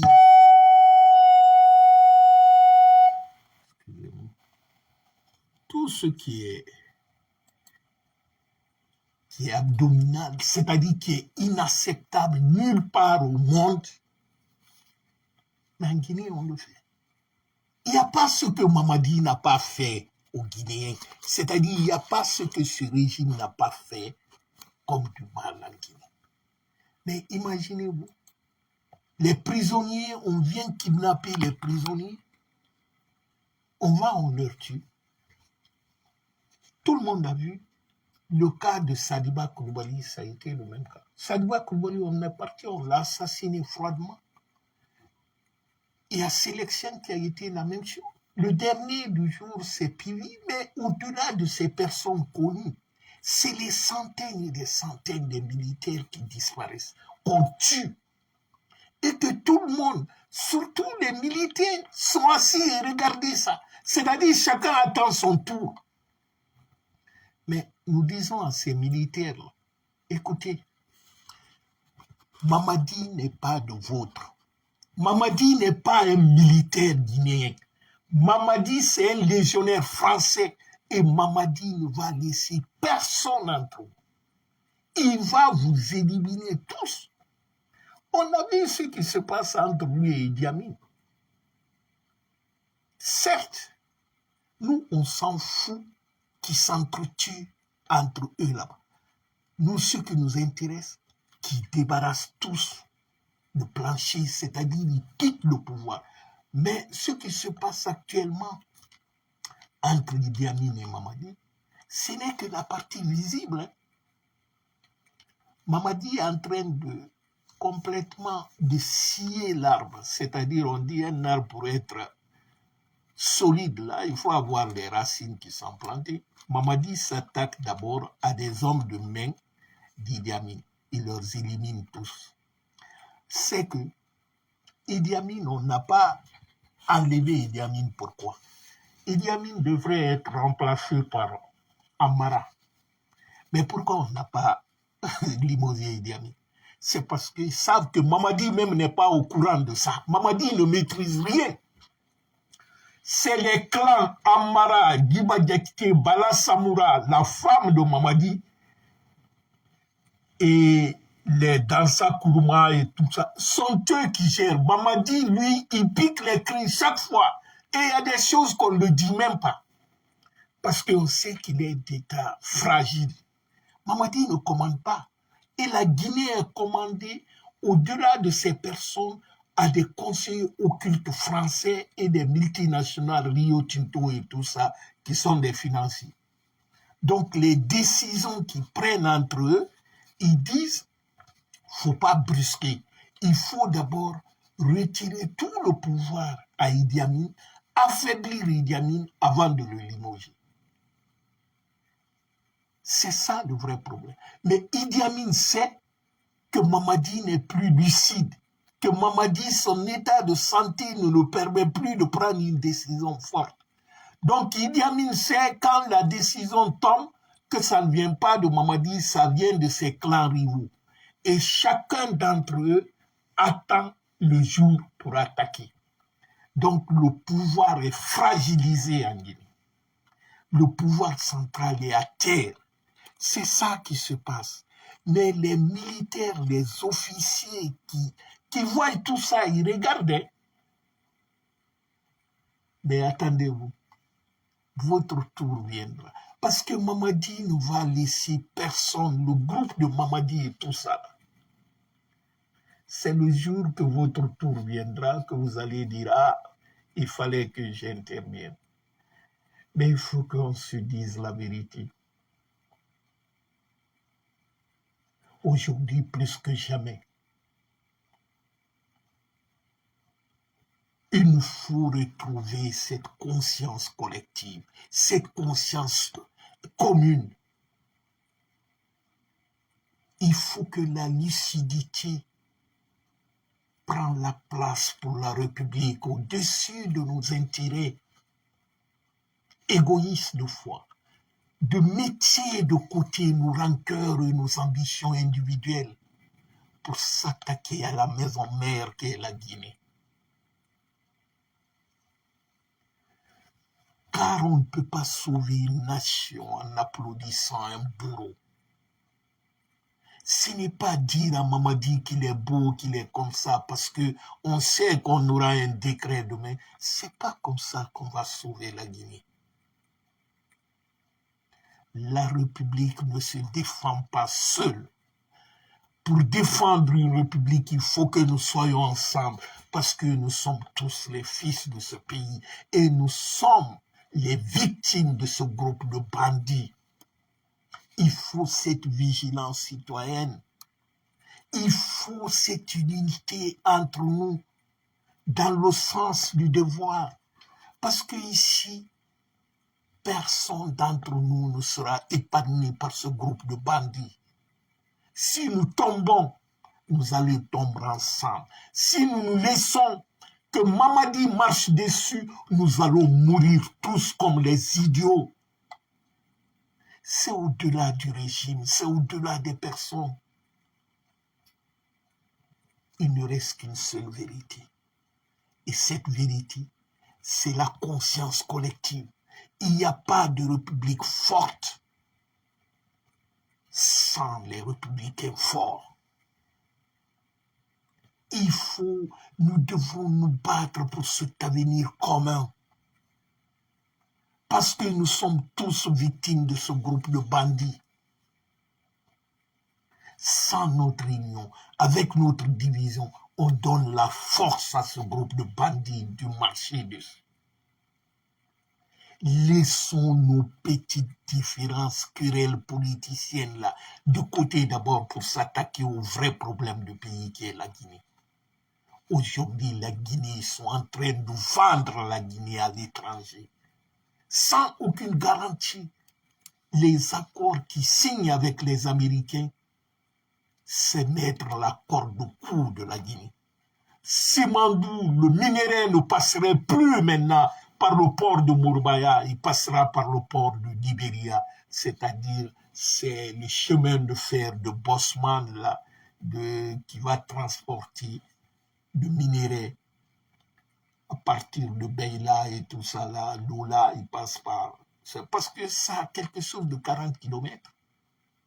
Donc les Américains, ils ont créé, c'est ce qu'ils appellent le corridor de liberté et veulent imposer, parce que les Américains ont une logique derrière. Je vais vous faire écouter aussi, si on a le temps, je vous fais écouter un dernier truc là qui nous parle, parce que ce qui est grave en Guinée, c'est que c'est même pas la quantité réelle de nos richesses qui sortent de la Guinée. Vous savez, quand on dit la Guinée, aujourd'hui est le premier exportateur de la bauxite en Guinée. Pour que la Guinée devienne le premier exportateur de la bauxite en Guinée, il a fallu faire des réformes structurelles au niveau du ministère des Mines.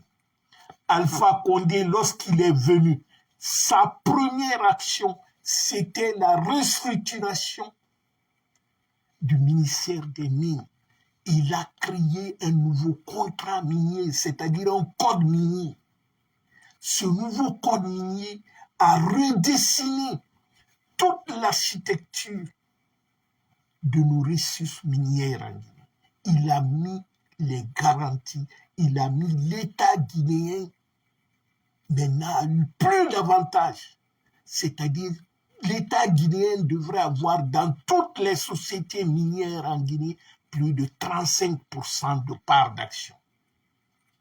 Il a insisté ce qu'on appelle le contenu local.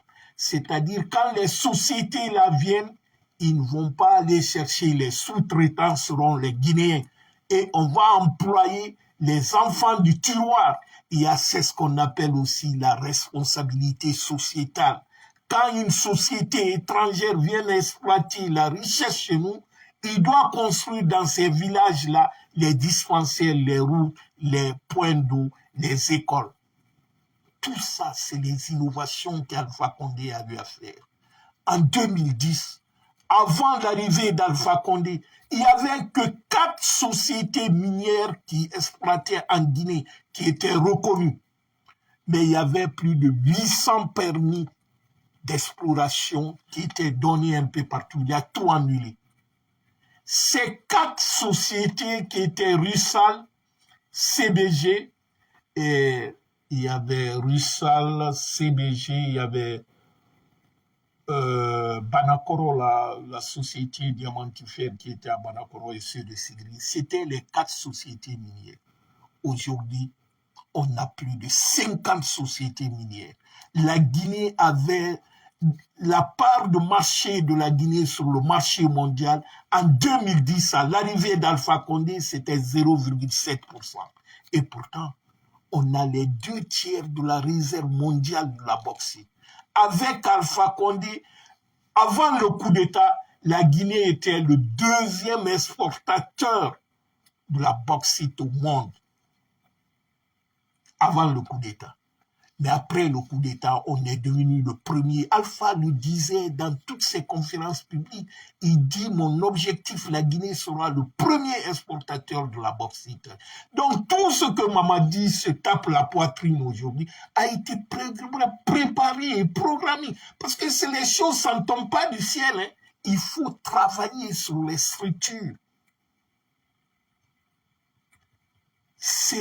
C'est-à-dire les résultats. Mamadi est venu au moment où tout ce que Alpha a fait comme réforme, comme démarche, comme tout, commençait maintenant à donner les résultats sans ce moment que Mamadi est venu tomber dessus. Donc tout ce que nous voyons aujourd'hui, c'est les résultats des réformes qui ont été faites au temps d'Alpha Condé. Et aujourd'hui, les quantités, il y a 146 millions de tonnes de bauxite qui sortent de la Guinée chaque année. Mais dans ces 146 millions de tonnes qui sortent là, dans ça, il y a ce qu'on appelle les métaux rares. Mais ces métaux rares-là, pour savoir qu'il y a des métaux rares dedans, il faut transformer de la bauxite en alumine.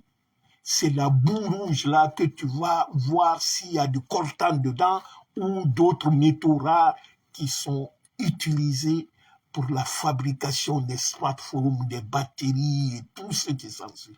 Et ça, le prix d'un kilo fait le prix de 10 tonnes de bauxite.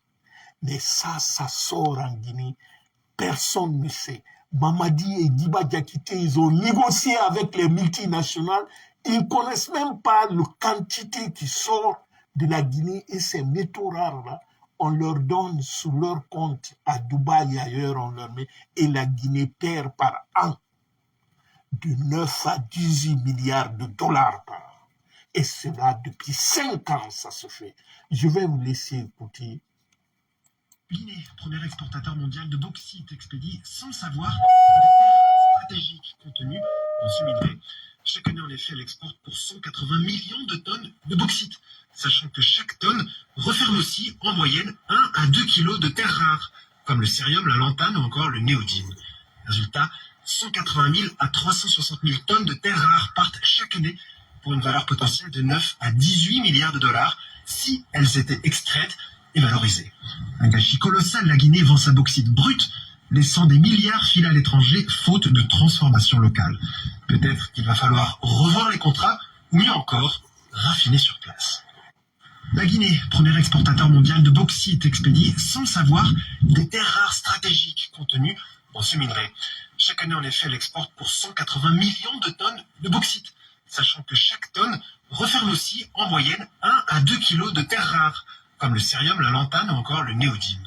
Résultat, 180 000 à 360 000 tonnes de terres rares partent chaque année pour une valeur potentielle de 9 à 18 milliards de dollars si elles étaient extraites et valorisées. Un gâchis colossal, la Guinée vend sa bauxite brute, laissant des milliards filer à l'étranger faute de transformation locale. Peut-être qu'il va falloir revoir les contrats ou mieux encore, raffiner sur place. Bon, vous avez tous écouté. Voilà.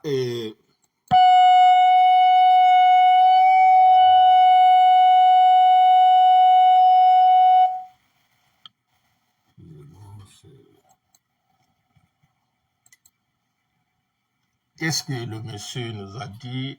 C'est-à-dire chaque année, quand on exporte nos 146 millions de tonnes de bauxite,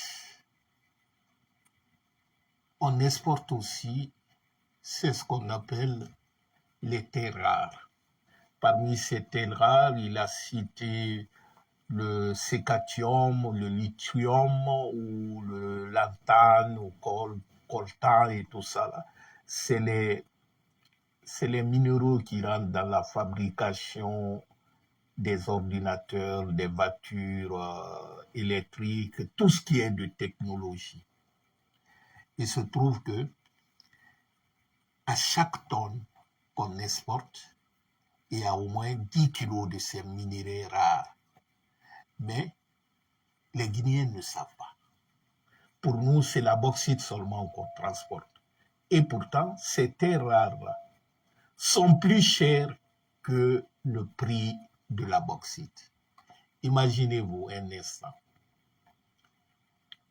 Le chiffre de 18 milliards qu'il nous a dit, de 9 à 18 milliards qu'on évoque, correspond à une estimation de la valeur potentielle. Les terres rares là, contenues dans des millions de tonnes de bauxite représentent quoi? Quand vous prenez la bauxite brute, là, la terre rouge qu'on voit,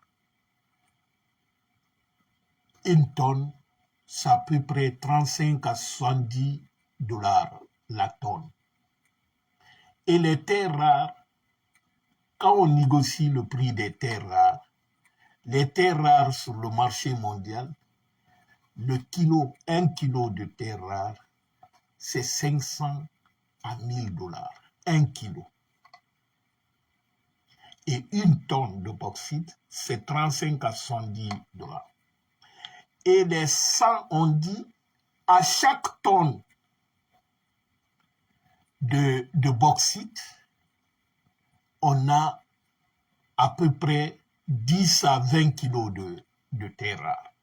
Mais imaginez-vous, à 1 million de tonnes de bauxite, ça fera combien de kilos de ces terres rares?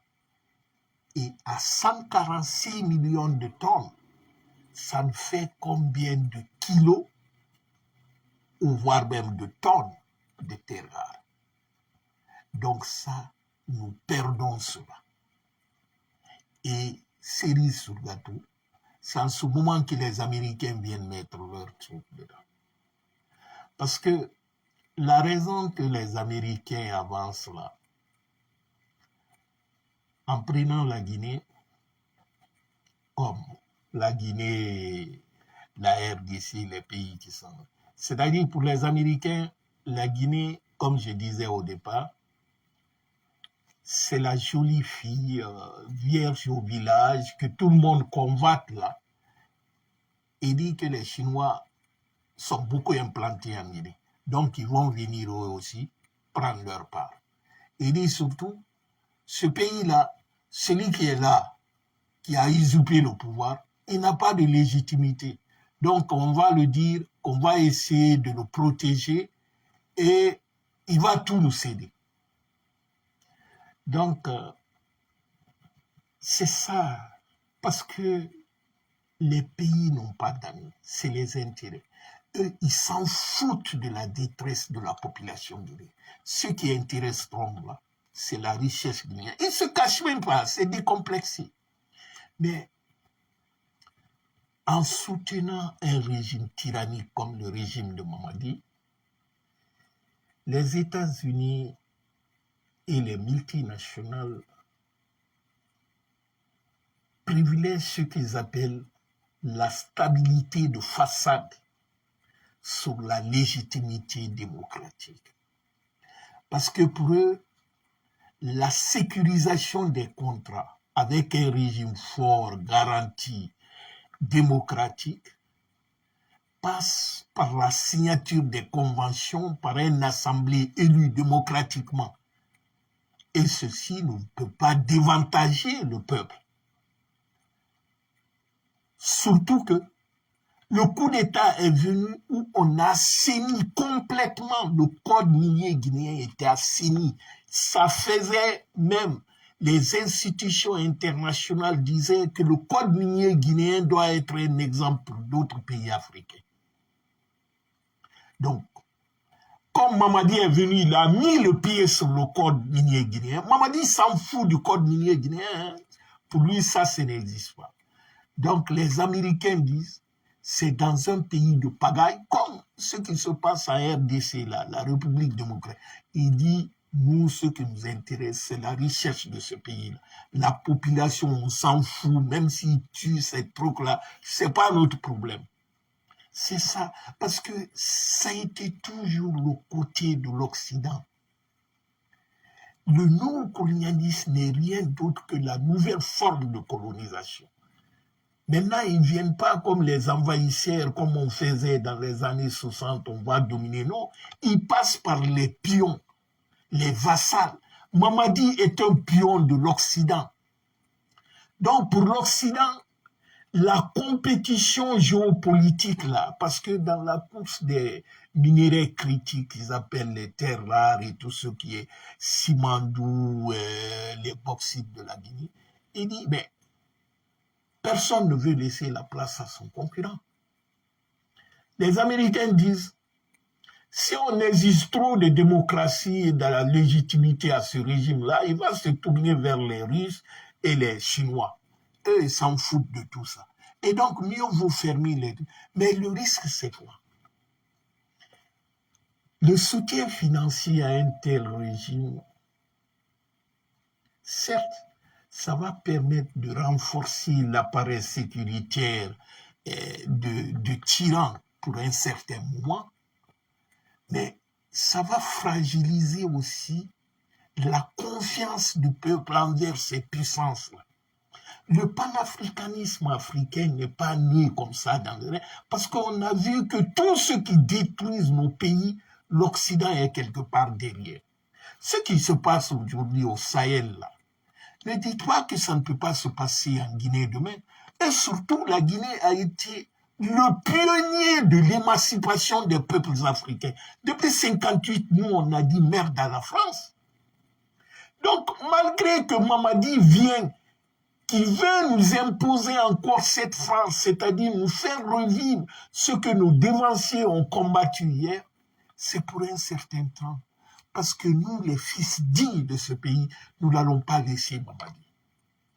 Parce que l'histoire nous apprend que l'instabilité vient toujours, ne vient pas forcément de l'opposition politique, mais souvent l'instabilité vient de l'intérieur même du système, par la frustration au sein même du système. La révolte spontanée liée à des difficultés, le coût de la vie qu'on voit aujourd'hui. Parce que la Guinée est assise sur une bombe à retardement. En conclusion, nous dirons soutenir un régime tyrannique, un régime dictatorial pour sécuriser ou pour accéder aux minéraux de la Guinée, c'est un faux calcul. Donald Trump se trompe. Mais à long terme, cela peut créer, c'est ce qu'on appelle une instabilité qui finira par menacer ses investissements eux-mêmes. Ils le savent. Tout ce que Mamadi va signer avec les Américains et d'autres, ça n'engage que Mamadi et son petit groupe là. Ce n'est pas les Guinéens, ce n'est pas l'État guinéen. Le peuple de Guinée aujourd'hui est pris en otage par un groupe de bandits, délinquants. Trump le sait. Et tous les autres chefs d'État le savent. Donc, aller prendre des engagements là-bas, qu'il aille prendre. Mais cela n'engage pas le peuple de Guinée. Nous allons récupérer notre pays. Et ça, ce n'est pas demain ou après-demain. C'est aujourd'hui. C'est tout de suite. Mais pour que cela arrive maintenant, il faut que vous, Achagbe, Fodé, tous les amis qui me suivent à l'heure là, il faut qu'autour de vous, vous en parlez. Parce que c'est notre avenir, c'est l'avenir de notre pays qui est en jeu. Quelqu'un est en train de vendre notre pays à notre insu. Nous n'allons plus retourner à la colonisation. Nos grands-parents, nos devanciers ont payé de l'humiliation au prix de leur vie pour que nous soyons un pays libre aujourd'hui. On ne peut pas laisser un groupe de petits bilacros qui viennent nous remettre encore cette chaîne de l'esclavage. Notre dignité n'a pas de prix. Si nous ne nous battons pas pour la Guinée aujourd'hui, l'histoire nous jugera demain. On aura trahi l'âme de nos dévanciers. C'est à nous de nous sacrifier, même au prix de notre vie. Mamadi doit quitter par tous les moyens, même s'il faut mettre une balle dans sa tête. Armons-nous pour dégager Mamadi, parce que c'est un danger pour le pays. Chers amis, nous sommes face à l'histoire. Notre choix est déterminant pour l'avenir de ce pays, qui nous appartient tous. On ne peut pas laisser un groupe de bandits venir torpiller, humilier, détruire ce peuple digne, ce pays qui est la Guinée. Nous n'allons jamais accepter cela. Chers amis, du courage. Nous allons vaincre ces apatrides. Nous allons dégager ces groupes de bandits. Continuons le combat. Nous ne nous décourageons pas. Le temps est certes long, mais le soleil se lèvera un beau matin. Que Dieu vous bénisse. Et à demain. Bye bye. Merci.